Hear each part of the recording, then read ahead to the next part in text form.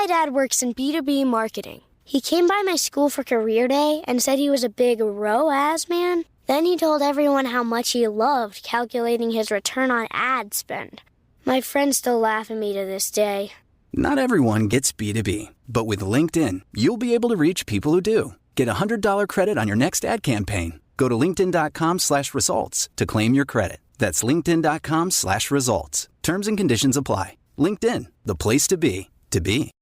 Good afternoon. Let's do some business here. We are doing it live and doing more at 4 weekday afternoons. We get right down to business with the news-driven hour right after Ben Shapiro. And just before the 790 KBC News Blitz with Randy Wang at 5, it's Mottek On Money, live on the air on 790 KBC, streaming live online worldwide at kbc.com.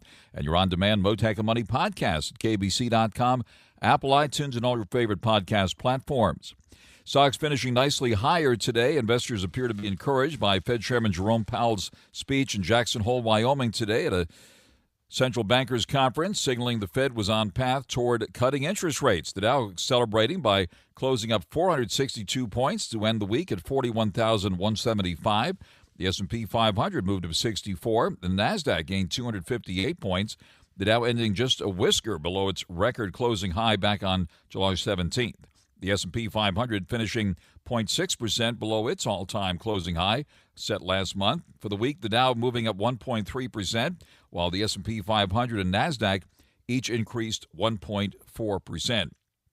We did see reaction in the bond market today. Treasury yields finishing mostly lower today, led by a drop in the two-year rate. The yield on the 10-year note is down to 3.80%. That's one that impacts the fixed-rate mortgage rates. Another ray of sunshine today. Sales of newly built homes surging unexpectedly in the month of July as home builders saw a bump in demand due to falling mortgage rates. Sales now at the highest level seen since March of last year.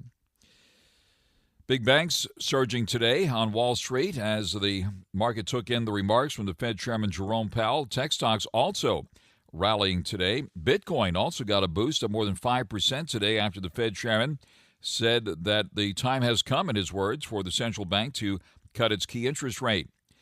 Bitcoin was trading above 64,000 at last check, around 64,400. Still below its record high of just below 74,000 reached in March. It's still up more than 50% so far this year. Gold has been on a record tear this week, and gold right now just below its all-time high, just a couple dollars below the record high close. The crackdown on organized retail theft rings continues here in California, with the California Highway Patrol's organized retail crime task force announcing the arrest of a father and daughter at a home in Inglewood recently and recovering thousands of dollars in stolen merchandise that was being sold at a flea market in Torrance. Meanwhile, disorganized retail theft continues in a big way, and retailers doing what they have to do to deal with rampant shoplifting and theft. I'll discuss the latest on the retail scene here in L.A. with Fraser Ross, owner of the Kitson stores in Los Angeles and Beverly Hills. He, by the way, has used social media to find shoplifters. Keeping Hollywood, the business, the traditional business of Hollywood in Hollywood, is an ongoing effort. A lot of attention focused in recent years on runaway film production and nowadays ranaway production. A lot of competition these days for work which traditionally was done in the film industry here in Hollywood since the dawn of the movie industry. Film commissioners now from around the world gathering in Los Angeles for the Association of Film Commissioners International Conference for Film Commission Professionals. I'll discuss the latest on the cutting edge of the film business coming off the Hollywood strikes last year. I'll be joined live by Jacqueline Philpott, Executive Director of the Association of Film Commissioners. But first, on your money, the markets, the economy, the Fed speech today, and the whole works. Joining us live now, Jonathan Hoenig, Fox News and Fox Business contributor, portfolio manager at Capitalist Pig Hedge Fund, and author of the book Price is Primary, How to Profit with Any Asset in Any Market at Any Time. Jonathan Hoenig, thank you very much for coming to the line to wrap up a pretty big week here. Frank, great to be with you, and so much to talk about. More than anything, what's been a really tremendous V-shaped recovery in equity indices. As you mentioned, the Dow is almost near its all-time high, and it's such an amazing turnaround in just the last couple of weeks, from extreme optimism to extreme pessimism, and now perhaps back to extreme optimism as well. What I found most interesting is that even as the Dow is rallying, the most notable security to me is the dollar, which has been falling. And that's why the stocks now that we're seeing, in effect, rally the most are the value names or the international names. They're not the tech names. Even today, you saw the index of REITs, those real estate investment trusts, at a new all-time high. So I think there's a lot of money to be made here. But again, the fact that the dollar is falling at the same time the market is rallying says we're in a new era with new ways to make money. We're on the air live with Jonathan Hoenig, Fox News and Fox Business contributor and portfolio manager at Capitalist Pig Hedge Fund. And we're just below the record highs here for the Dow and pretty much all the major averages here at this point. We've seen some pretty wide moves in the bond market as well. And, of course, the main event today was the speech by Fed Chairman Jerome Powell. What was your big takeaway from Fed Chair Powell's speech, and what might that mean for the Fed's next move on interest rates and the next move for the markets? Well, Frank, the reason I always believe you want to watch price is that, price moves first. And the Fed told us today what the market had told us previously, that interest rates are coming down, could be 0.25%, could be 0.5%. What I thought was most interesting, that at the same time the Fed's talking about inflation slowing and the interest rates coming down, you saw gold, as you said, up near all-time highs, silver surging this week, platinum, a lot of the commodity-related names. And it makes me think that perhaps longer term, the inflation story isn't dead just yet. And in fact, ironically, some of the best performing stocks now are the ones that are the inflation hedges. Names I like, for example, like CUT. CUT, that's an interesting one. It owns a basket of forestry-related stocks. So, the Fed is, in my opinion, late to the party. Interest rates could come down short-term, but I just don't think inflation, that genie, is back in the bottle longer term. Again, as we've mentioned, I think it reminds me very much of the mid-1970s. Ford and Carter thought they had inflation licked, and it ended up surging well into the early 1980s as inflation continued to rebound. We're on the air live with Jonathan Hoenig. We've seen some pretty wide moves in the bond market in all of this as well. Is that getting your attention, and what should investors know about that? Well, the way to play bonds, Frank, I think is actually more of a way to play currencies. The security I like, and of course, with all of these names, you always want to do your own due diligence, talk to a financial advisor, understand all these securities, and make sure you know what you're doing. But BWX, that's boy, W is in Washington, X is in X-ray, BWX. This is a bond index of short-term foreign bonds, like bonds denominated in the euro and the yen. And this is not only a way to play lower interest rates, but it's, again, a way to play that weak dollar. So, bonds, at least short-term, look like they're continuing to go up, interest rates going down. But in my mind, the best way to play that isn't even to play the interest rate angle, play the currency angle with names like BWX. All right. One thing that's been getting a lot of attention this week, the big difference in tax policy between the Democratic presidential candidate and the Republican presidential candidate, with President Trump vowing to lower taxes and the other side basically vowing to raise taxes, including perhaps even on unrealized capital gains. Is the Trump trade back on Wall Street? We've been watching the latest polls, which fluctuate, it seems, hour to hour. But what is the discussion there about all that? Frank, you have studied financial history and financial news for decades now, and I wonder if you share my frustration when you see arguments that you thought had been won and decided 20, 30, 40 years ago now coming back and being reintroduced. And price controls, which Vice President Harris has talked about, is just one example. Not only that, but obviously taxing unrealized gains. I mean, for some reason, many Democrats seem to believe that the way to build wealth is by taxing those who create it and making it more and more difficult for them to be prosperous, create businesses. So there is a lot of stark contrast there. At the same time, even former President Trump's proposal for huge taxes and tariffs on imported goods, that's going to impact Americans as well. So not a lot of optimism on the presidential fronts, but we know what we need. We need smaller governments, smaller regulations, more freedom, more economic individualism. That's what we really need to get this economy truly soaring for every American. All right. And, of course, in addition to the political drama playing out, we have the geopolitical concerns ongoing with Iran still threatening Israel. And, of course, Israel still fighting Hamas after it was attacked back on October 7th. And what about the price of oil here in all of this? We see that it did get a bounce today of nearly $2, just below $75 a barrel. It's come under pressure recently on concerns about weakness in the economy here, as well as the global economy. Well, what about oil and what's happening on the geopolitical front? Well, what interests me most about the Middle East, Frank, isn't even oil. It is Israel. More than anything, Israeli stocks are on a tear. Perfect example of why you really need to look at price. I mean, the news, obviously, in terms of the wars, is very horrific. Israel is such an innovative, astonishing country, a prosperous country, and its stock market, ticker symbol on that ETF is EIS. It's breaking out to new 52-week highs. And again, I think you're going to make money with foreign stocks in particular, not just in the Middle East, but in Europe. European stocks are about half as expensive as U.S. stocks. So, I think prices are going up across the board, not only for oil. One way to play that is DBO. That's David Boy O as in oil. But the AMLP, we've talked about that one as well. AMLP is an index of what they call master limited partnerships.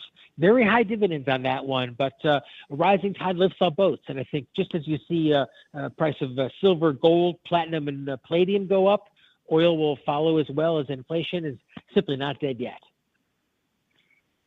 All right, and we saw that big spike in the volatility index a few weeks ago, and then it crashed and now has been bouncing around. Would you place any bets in volatility given all of the uncertainty around the world at the moment?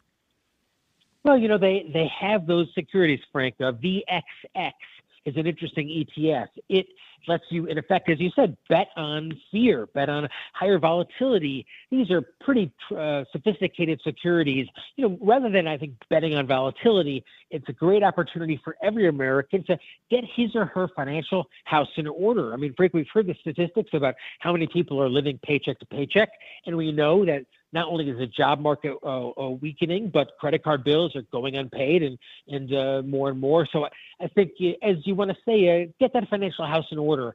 Sell down to the sleeping point. Make sure you have your credit card debt paid down. Rather than, I think, betting on fear, making sure you have a solid financial foundation. That way you don't have to be fearful, even if the market does sell off. All right, one thing that got a lot of attention today, the move in the cryptos. I know you don't have the laser eyes on, but you certainly do watch what's happening with Bitcoin now back above 64,000 here, an impressive rebound just in the last couple of days. In fact, just today, a big jump. What about the cryptos here, and what are you seeing there? I've been really surprised, Frank, especially since some of the crypto miners have not done well. NARA, that's Marathon Digital, that's one I've watched. It's down to 22% in just the last 6 months. Same thing with Riot. That's a blockchain, another blockchain name. So, I'm going to go out on the venture guess here that maybe perhaps Bitcoin is finally acting as it is always purported to act, as an alternative to the U.S. dollar. Again, you saw the dollar really take a tumble in the last couple of weeks. So you're seeing any alternatives to the dollar, Bitcoin included, certainly get a bid. So I think now is the time to, as they say, look to ditch the dollar, and Bitcoin could be, just like gold, just like the euro, among the beneficiaries. We're on the air live with Jonathan Hoenig. He's also on X, formerly known as Twitter, very active on social media on X, as well as LinkedIn and the other socials. And appreciate all of your social media support on Mottek On Money here as well, Jonathan. But any other specific places where you are putting money now and/or taking it off the table? Well, it just as, European stocks, Frank, I think are kind of coming back in fashion. International, I put on that list emerging markets as well.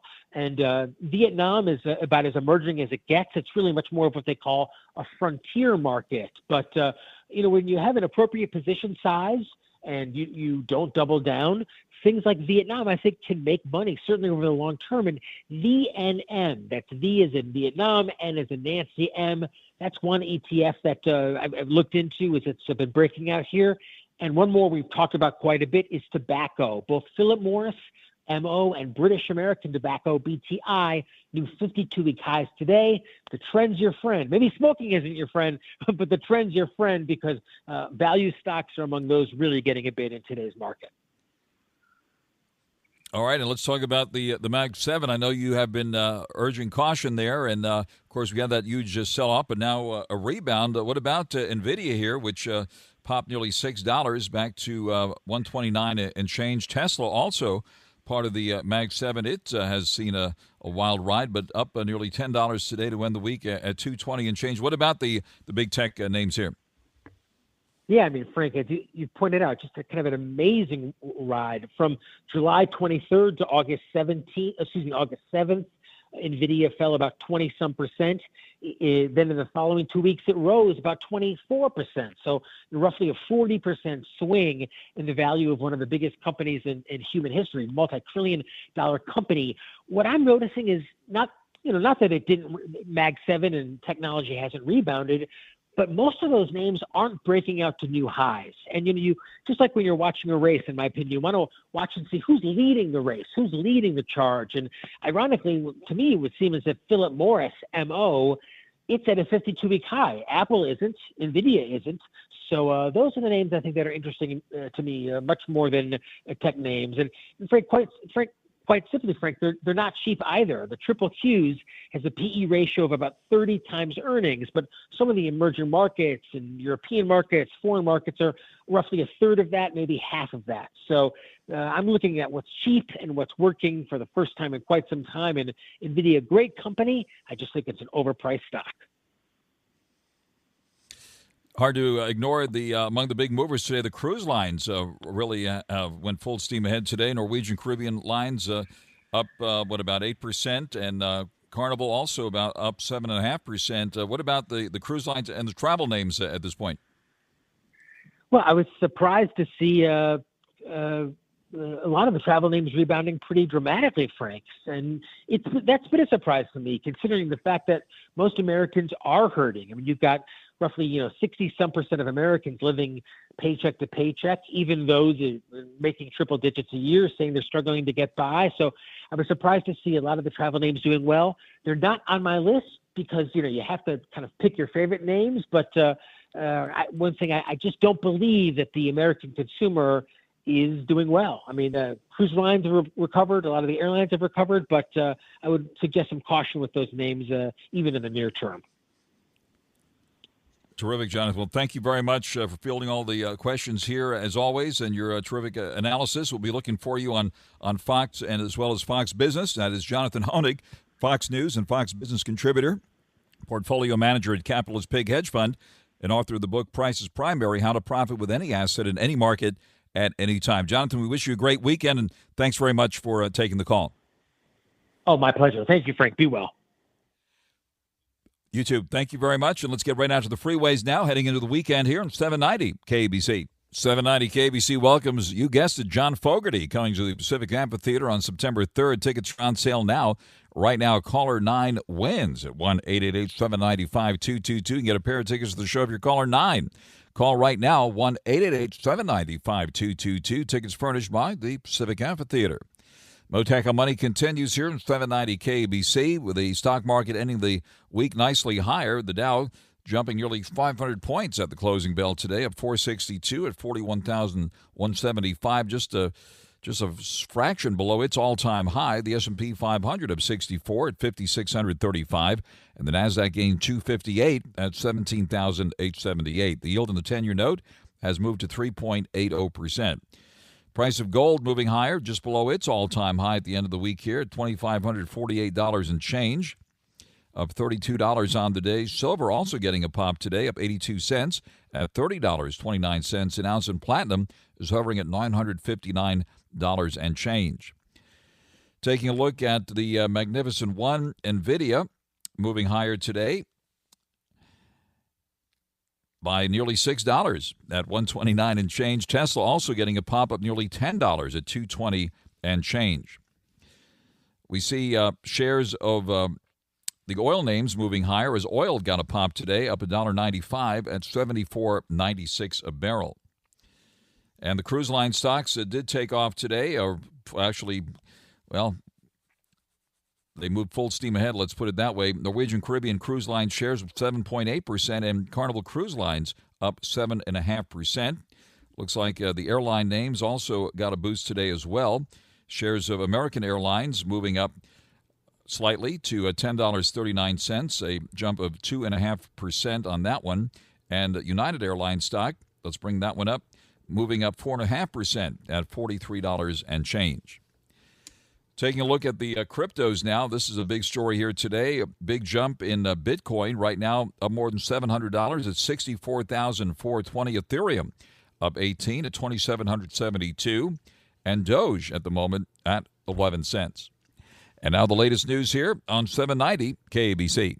Mottek On Money continues here on 790 KABC. Turning to crime now, the crackdown on organized retail theft rings continues here in California, with the California Highway Patrol's Organized Retail Crime Task Force announcing the arrest of a father and daughter at a home in Inglewood recently, and the recovery of thousands of dollars in stolen merchandise that was being sold at a flea market in Torrance. Meanwhile, a high-end sneaker store in the L.A. Gramercy Park area was burglarized this week for at least the third time in nearly 2 months. 3 people were arrested in that latest break-in. Disorganized retail theft, meanwhile, continues in a big way. Retailers doing what they have to do to deal with rampant shoplifting and theft. Let's bring in Fraser Ross now, owner of the Kitson stores in Los Angeles and Beverly Hills. Fraser Ross, thank you very much for coming to the line this afternoon. Oh, thank you for having me. Fraser, thanks so much for the call, and tell us what's happening in your stores these days, and how do you see what's happening on the retail crime front?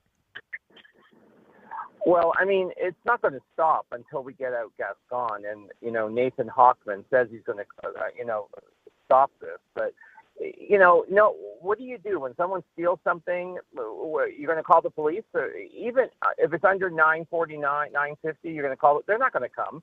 Fill out a form online. So we took it into our own hands, and we have video surveillance, very good video surveillance.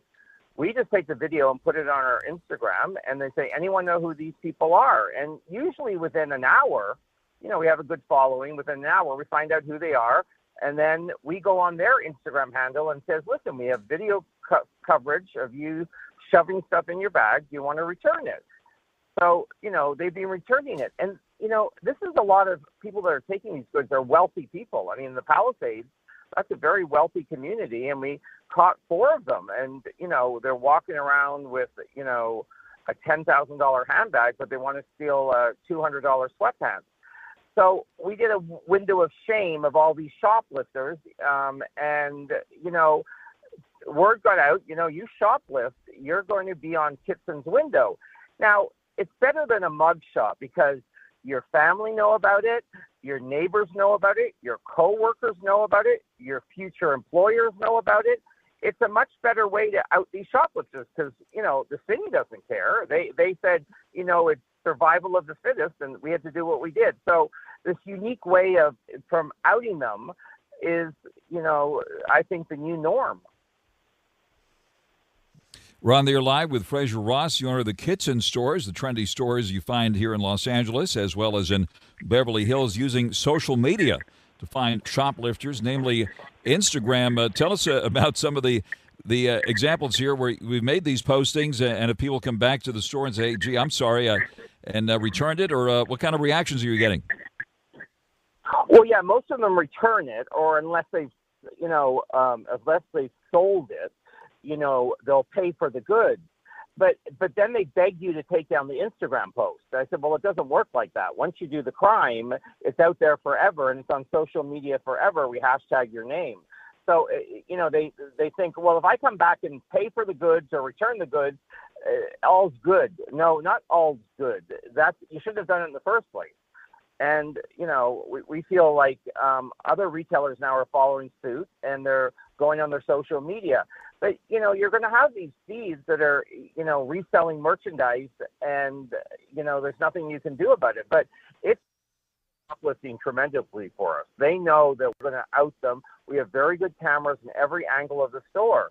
Unfortunately, we had a shoplifter the other day in Beverly Hills.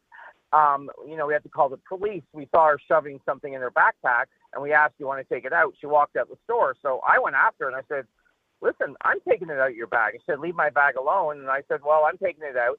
And, the issue here is if they assault you while you're taking your property, then they get charged. So she got charged with assault, and it was her, seventh time shoplifting. So she was in jail. I think she's still in jail. She's got her arraignment coming up, but she's been there probably for about a week now, jail. So, at least something's getting done.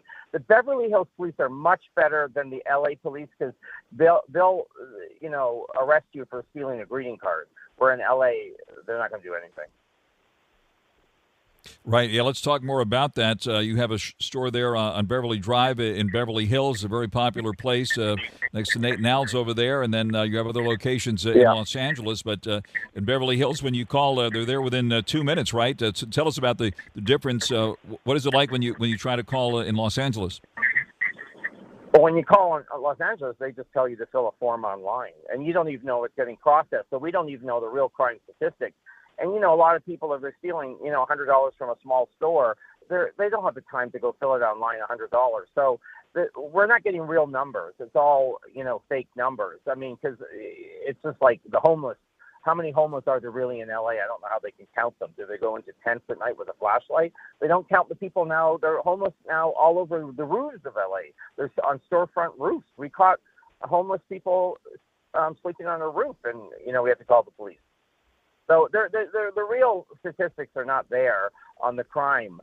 And, but in Beverly Hills, they have the drone. So you could say a guy with a red baseball hat, black hoodie, just turned left. The drones come down and find him. One guy took a baseball cap and he was at 3 doors down getting a coffee, and the police officer tapped him on the shoulder and he says, "Do you have a receipt for that hat?" So he got arrested. They don't come to Beverly Hills and steal because they're going to arrest you. On the air live with Fraser Ross, the owner of the Kitson stores in Beverly Hills and Los Angeles. Any other examples? Obviously, what you're doing is getting a lot of attention on national media, the use of Instagram and other social media to find shoplifters and shame people who steal in your store. Are you hearing from other business owners and say, hey, how can I do this? Well, they have been doing it. I mean, I saw them, I saw a New York Post article where a store in Brooklyn posted them on the window. I think it's great, the wall of shame. It's a new mugshot, and it makes, them be cautious. But, you're going to get thieves. They're going to steal till they get caught, and then they might stop. But it bothers me that the wealthy are doing it, too, because they feel there's no consequences if it's under $9.50. Isn't that something? What's your message to the public here to try to turn this crime situation around? No, get Gaston out and vote for Nathan Hochman, because he said he's going to, 3 strikes and you're going to get arrested, 5 strikes, like they did in London. I mean, if you come in with a weapon, you go to jail for 10 years. So I think that anyone that votes for Gaston needs their head examined, because look what we're living through. And now Newsom is doing a retail type of task force and all that. Now, 4 years later, he's just trying to save face. But he should have had this implemented right after, the lockdowns when we got open again. I mean, it is what it is. But,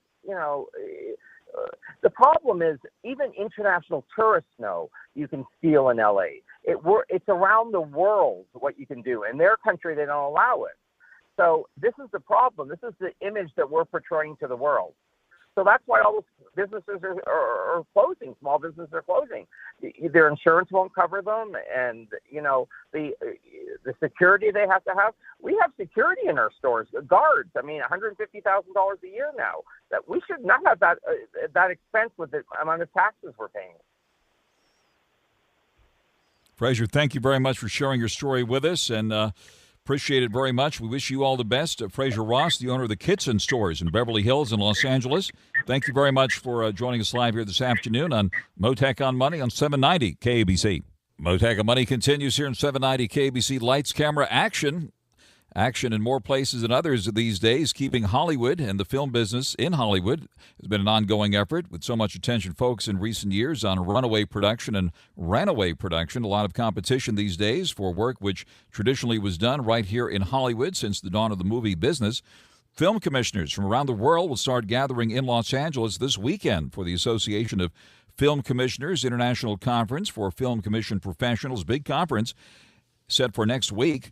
And joining us live now is Jacqueline Philpott, Executive Director of the Association of Film Commissioners. Jacqueline Philpott, thank you very much for joining us live here this afternoon.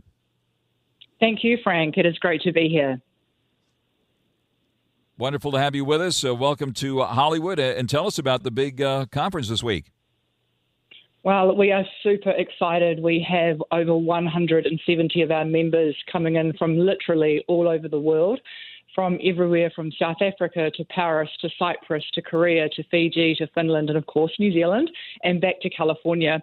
It's the largest group of film commissioners that have actually been in Los Angeles at one time since well before COVID days. The purpose of AFCI Week is to bring our Film Commission members together, to meet with studio executives, to connect, to discuss the latest trends, policies, technologies and best practices. I mean, you know as well, this industry is changing very fast. Technology changes are incredibly even faster than we ever thought.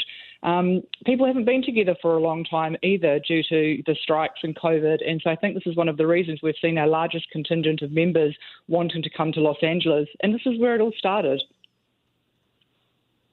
Congratulations on bringing everyone together here in Hollywood, where, as you say, it all started. And how does Hollywood rank these days as far as film production is concerned, with so much activity around the world and so much of the business being taken away from Hollywood nowadays?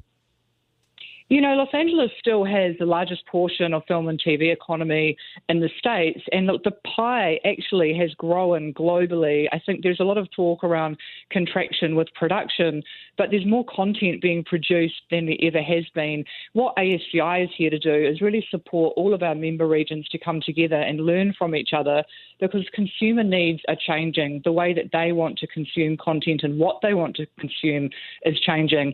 The point of ASCI Week and why everybody is so excited to be here and to meet with studio executives is to discuss that difference and how can they collaborate, how can they cooperate. There's an incredible amount of regions wanting to look at co-productions these days too. So ASCI Week really does provide the perfect platform for these conversations to happen. That's very exciting. And give us your assessment of how things have bounced back or not so much since the strikes last year. Look, I think we can all agree that was an incredibly difficult time for so many people, especially so soon after COVID. I don't think, we could quite believe it. That, the strikes, the technology changes, the post-COVID after effects, they're all playing into this massive industry reset that we're seeing. And it's not unusual for an industry to actually reset itself, but what it is doing is providing an opportunity to take a broader look at the industry. And ASCI Week is providing that perfect opportunity for film commissions and studios to really look at that. I think what we're going to see is, as I mentioned before, consumer needs and consumer content wants are changing, and ASCI Week is providing that opportunity to look at how do we reset after the strikes, how do we reset after COVID, what is the new normal going to look like if there actually is one. We're really excited to be really facing these challenges and disruptions, I guess, head on. At ASCI Week, we're not shying away from the difficult conversations. And our attendance, we're actually sold out, is showing us that they're here for it too. They want to provide jobs. They want to uplift their communities. And what I'm loving about this is it really is a global event for people coming in from all over the world.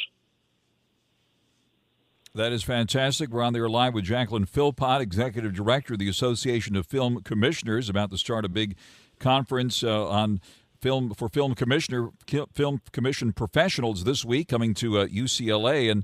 And take us around the world for a moment. You mentioned New Zealand, but certainly Budapest, right, and Georgia. Those places have come up big in recent years for film production.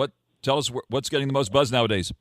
Well, I think, the United Kingdom, Canada and Australia, our friendly neighbours to New Zealand, they're all becoming great filming hotspots. And look, I think we're going to see more and more emerging regions come. It comes down to a lot of different things. You have to consider what the crew base is for a region, what is the infrastructure footprint, what incentives do they have? What is the workforce development looking like in that region? It's never just one thing, and these things change over time. one of the important roles that ASCI has is to support emerging regions as they are developing, to understand where do they fit, what type of content can they attract, do they have the correct workforces, how do they actually develop their workforces. Tertiary institutions, they're probably facing something similar where they need to understand how these technology changes and content changes are affecting them. And so how do we help support our young people to understand all of the types of jobs that are available to them? So I think worldwide there is a lot of change depending on what else is happening around incentives and so on. So competition is everywhere. Yep, and no conversation on this would be complete without mentioning AI, certainly. We could look like it's any place in the world nowadays, right? What is the discussion on AI this time around? I think we're definitely going to be discussing AI. We've got a new initiative at ASCI Week this week coming called the Film Industry Challenge. One of the disruption scenarios that we're discussing is what impact will AI have on the use of locations and how will regions deal with that. At the end of the day, we have to face into and lean into technology challenges and changes. And my belief is that we learn to work with it, and it will actually help us in different ways, shapes and forms. One of the key workshops that we're having at the very beginning of the week is around place brand and the importance of marketing your region and understanding where you fit in that respect. So by the time our Film Commission members and studios get to the end of the week, I think we're going to come up with some pretty amazing initiatives to help in these cases. Fantastic. For anyone that wants to connect with you, it sounds like your conference is sold out, but what is your website and how can people connect with you here? Our website is www.afci.org, and all of our contact details are there available on the website to get in contact with me or anybody else in the team. Terrific. Jacqueline Philpott, Executive Director of the Association of Film Commissioners, headquartered here in Los Angeles, by the way. Thank you very much for joining us here live, and wish you a successful conference in the week ahead. Thank you, Frank. We appreciate it. Take care.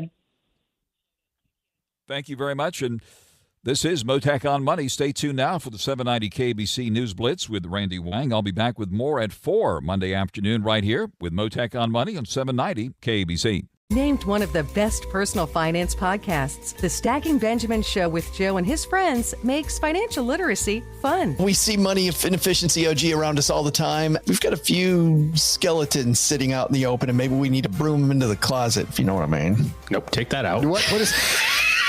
Whatever you were going for didn't land right. Who's got a shovel and some lime? Maybe you need to do that with your financial picture. I don't know. Find out more by searching the Stacking Benjamins podcast, wherever you listen.